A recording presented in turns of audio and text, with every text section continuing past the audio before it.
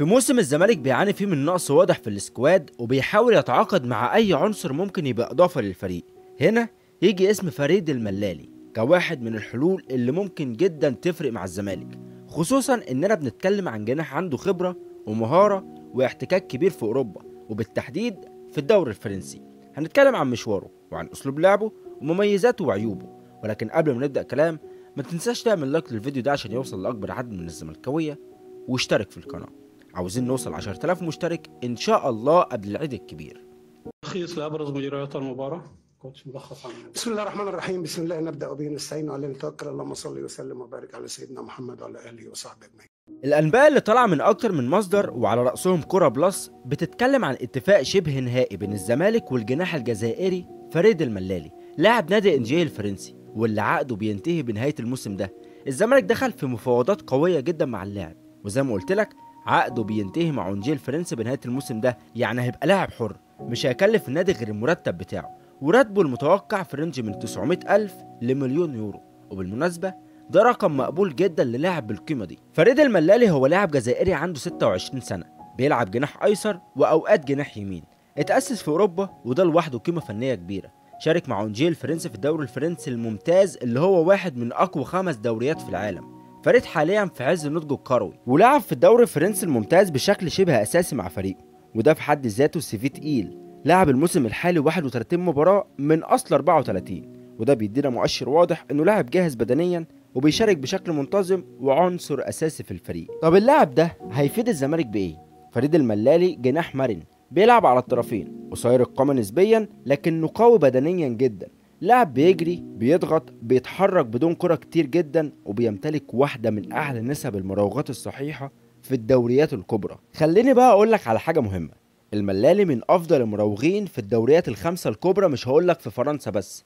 الموسم ده لوحده عمل 51 مراوغة ناجحة بنسبة نجاح 94%، وده رقم خرافي بصراحة. وده بالظبط نوعية اللاعيبة اللي الزمالك محتاجها عشان يقدر يفك التكتلات الدفاعية اللي بتواجهنا دايما. الملالي واحد من اللاعيبة اللي تحب تشوفهم في الملعب وتستمتع بيهم، بيميل اكتر لصناعة اللعب اكتر من انهاء الهجمة، وده يخليه مكمل ممتاز للاعيبة زي ناصر ماهر او احمد حمدي او حتى عبد الله السعيد لما يتحرك للعمق. كمان الملالي عنده معدل كويس جدا في صناعة الفرص، يعني تقريبا فرصتين كل 90 دقيقة، وده رقم ممتاز في دوري قوي زي فرنسا. وعنده ميزة تانية مهمة، تحكمه في الكورة بيخليه دايما يقدر يحصل على ضربات جزاء، ودي حاجة الزمالك محتاجها قدام الفرق اللي بتلعب كومباكت دفاعي. طب هل بقى بيعمل أدواره الدفاعية ولا بيكبر دماغه؟ في الحقيقة ان هو بيقدر يسترجع الكرة في الثلث الأخير بمعدل مرة كل 90 دقيقة، يعني مش مجرد جناح هجومي بس، لا ده بيدافع وبيضغط وبيساعد الفريق يسترجع الكرة في أسرع وقت. عنده معدل ضغط كويس جدا، وده بيخليه جناح مثالي لأسلوب الضغط العالي اللي الزمالك بيحاول يوصل له مع أيمن الرمادي. طب لو جينا بقى نتكلم عن عيوب اللاعب، فاللي ممكن يتقال عليه إن أرقامه كإسهامات مباشرة سواء أهداف أو أسيستات مش كبيرة، لكن لازم نكون واقعيين في نقطة، فريد الملالي مش لاعب سوبر في أرقامه التهديفية، يعني الموسم ده مساهم في 5 أهداف بس وده رقم متواضع، لكن لما نحطه في سياقه الطبيعي الأمور هتتغير. انجيه مش فريق هجومي بطبعه، وكان بيصارع على مراكز متوسطة وكاد تقوم مراكز الهبوط، ده غير اصلا ان الدوري الفرنسي اصعب بكتير من الدوري المصري. ولا انا في مصطفى محمد مثل عدد المساهمات مشابهه، لكن محدش يقدر يشكك في مستوى مصطفى محمد. اشرف بن شرقي مثلا فشل في فرنسا مع لانس، لكن لما جه الزمالك كان نجم الفريق الاول، فبالتالي ارقام الملالي مش نهايه المطاف ولا هي مؤشر على اي حاجه. والملالي مش جاي من اي دوري، ده جاي من الدوري الفرنسي من نادي زي انجيه اللي دايما بيصارع على البقاء، فطبيعي ما يظهرش ارقامه بشكل مبهر. طب هل يناسب طريقة كابتن أيمن الرمادي؟ ومحدش يستغرب إن دايما بحط تقييم للاعب أو مقياس نجاحه على طريقة الرمادي، لأن ده المقياس الطبيعي لتقييم اللاعب. لأن باختصار كده لو أيمن الرمادي مش هيكمل، حضرتك بتجيب الصفقة دي على أي أساس؟ ولا نغلط بقى نفس الغلطة بتاعت كل موسم ونجيب اللاعب وندفع له مبلغ وقدره وفي الآخر المدير الفني يقولك أنا مش مقتنع بيه؟ غير كده أنا أتوقع بنسبة كبيرة إن كابتن أيمن الرمادي هيستمر معانا الموسم اللي جاي، ده اللي متوقعه وده اللي بتمناه. طيب نرجع لسؤالنا، هل الملالي هيكون مناسب لطريقة كابتن أيمن الرمادي؟ بص، الرمادي بيدور على لعيبة بتتحرك بدون كورة، بتعرف تفك التكتلات وبتبني الهجمة من تحت وتضغط في الحالة الدفاعية، والملالي بيعمل كل ده. الرمادي بيحب يكون عنده جناح بيلعب برجله التانية بيدخل للعمق ويصنع لعب، أو جناح بيفتح عرض الملعب ويكسر بدخوله للعمق، والملالي يقدر يعمل الدورين دول. هو حرفيا نسخة مطورة بدنيا من أيمن حفني، نفس التحركات نفس المهارة بس بفيزيكال أقوى. عايز بس أقول حاجة بمناسبة العقد بتاع اللاعب. الكلام اللي طلع من كورة بلس وغيره بيقول إن في اتفاق شبه نهائي وإن الصفقة في مراحلها الأخيرة، لكن في النهاية لسه مفيش توقيع رسمي وكل حاجة وارد يحصل فيها تغيير. فياريت بقى نتعلم من اللي حصل في صفقة بوبنزا وكريم البرقاوي ومروان عطية وغيرهم كتير.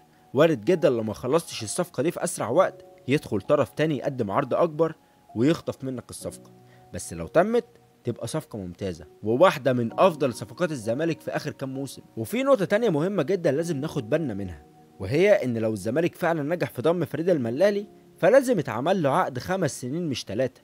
ليه؟ عشان لو تألق النادي يقدر يبيعه بمبلغ كبير.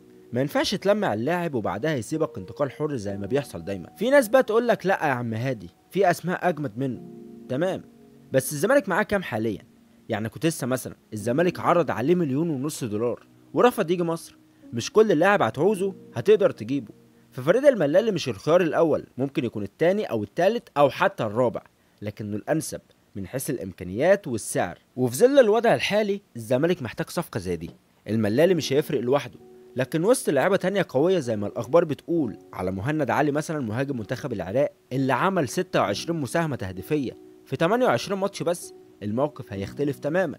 وبالمناسبه لو عايزين نعمل لكم حلقه عن مهند علي اكتبوا لي في الكومنتات. يعني لما يبقى عندك جناح زي فريد الملالي ومهاجم بيتحرك كويس جوه الصندوق زي مهند، ساعتها تتوقع شكل هجوم الزمالك هيتغير تماما.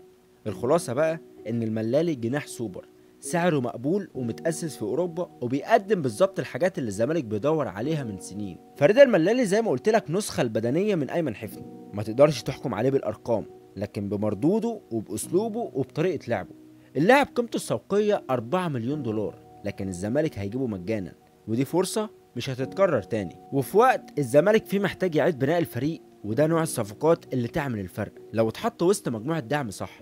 لو الصفقة دي تمت يبقى الزمالك أخيرا بدأ يتعلم من تجاربه الناجحة زي بن شرقي وساسي ومحمود بن تايج، لاعيبة عربية متأسسة في أوروبا جاهزة إنها تصنع الفارق فورا. كان معاكم هادي الشام، مع السلامة.